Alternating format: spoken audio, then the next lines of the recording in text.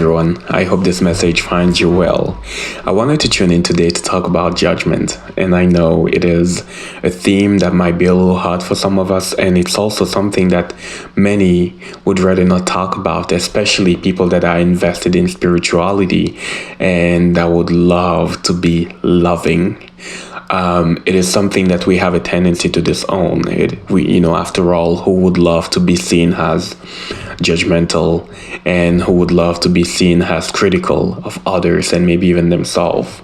So I just want to begin by saying it is absolutely normal if this is something that you don't want to identify with. But I just want to say this: judgment opinions, they come with having a mind. They come with having a psyche.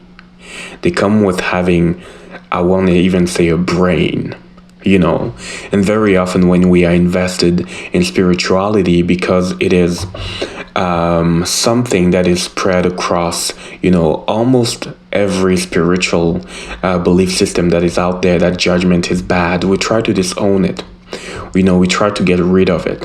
And there is often a tendency that happens is we separate ourselves from the parts of us that are holding judgments.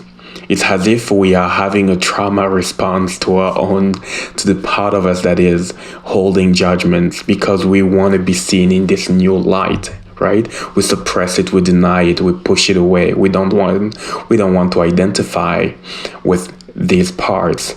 The first thing I want to say is, if you've been following what I share for a while now, you might know that everything that you disown, it just doesn't go away. There is a storehouse for all of it that is called the shadow, and usually starts pulling the strings in the shadow.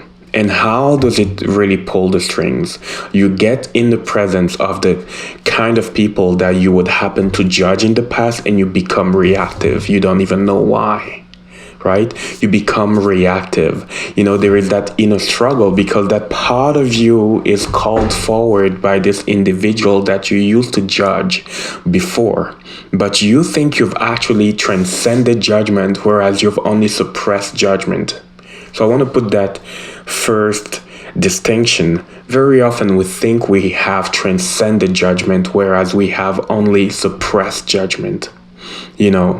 And because of that, we happen to get triggered by people out there. And I just want to mention this thing. There is in shadow work what we call the mirror of judgment, which is a way to understand why someone else is triggering you. That mirror of judgment that usually is deeply unconscious, because we want to look we want to appear virtuous, so we don't want to embody or to welcome or even to acknowledge that part of us that might be holding judgments. So what happens is we usually get in the presence of people that we used to judge in the past, and we get triggered, and that trigger is the invitation to claim again the part of you that is holding onto the judgments. And you might be here thinking, why would I want to claim that? I don't want to be seen as judgmental. I don't want to be seen as critical. I don't want to be seen, as somebody that is just holding judgments against others. And that's not what I'm talking about here.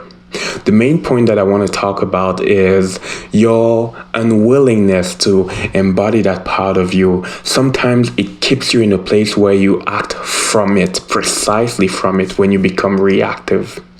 And we have a tendency to push away all the people that could potentially trigger us, all the people that we could happen to judge. We create that sort of halo of non-judgmental relationships, or relationships that we don't judge, and we are not truly experiencing the full embodiment of who we are.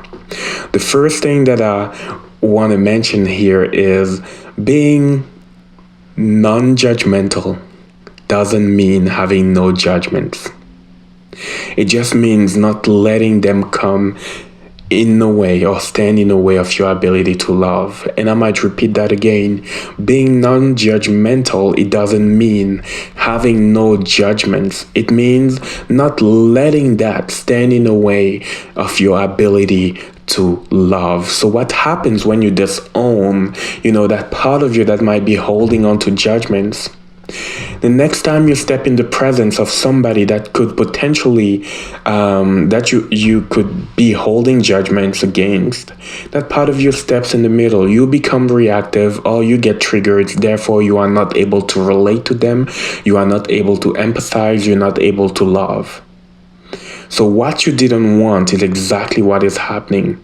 What you thought separating from the judgment, what you thought dissociating from the judgmental part of you was going to give you is actually giving you the exact opposite. The invitation is to come close again to that part of you and literally hold space for that part of you that might be embodying the judgments. Meaning you are not becoming it, you're just holding space for it. And whenever that part of you gets activated, you understand you understand the invitation that is here, which is an invitation to empathize more, to love more, to have more compassion, maybe for the other one or for yourself. And I know this is challenging, and I know this is hard. After all, that is the reason why we don't want to have judgments to begin with.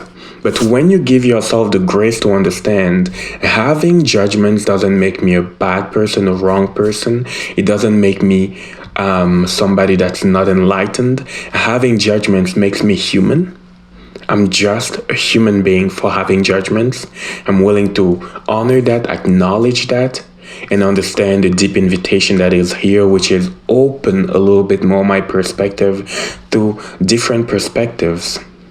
And maybe empathize without agreeing. No one is asking you to agree, but you can be at a place where you are able to hold space for the part of you that is holding judgments without making yourself wrong, bad, not spiritual enough, not enlightened enough. And that, in my experience, it is what comes the closest to actually holding a bridge between your holiness, meaning your divine essence, and your humanness, which is just the truth of who you are when you are in this human body, human and divine all at the same time. So let me repeat that again. Having judgments doesn't make me wrong, doesn't make you wrong, bad, inappropriate. Denying and disowning these judgments can get you actually at a place where you become reactive and you happen to push people away and you happen to look precisely like what you didn't want to look. Now, truly being non-judgmental is being at a place where you can acknowledge the judgments that are here, relate to them, and not let them get in the way of your ability to love. I hope this helps, and if it does, please share it with people who might need it. Much love to you.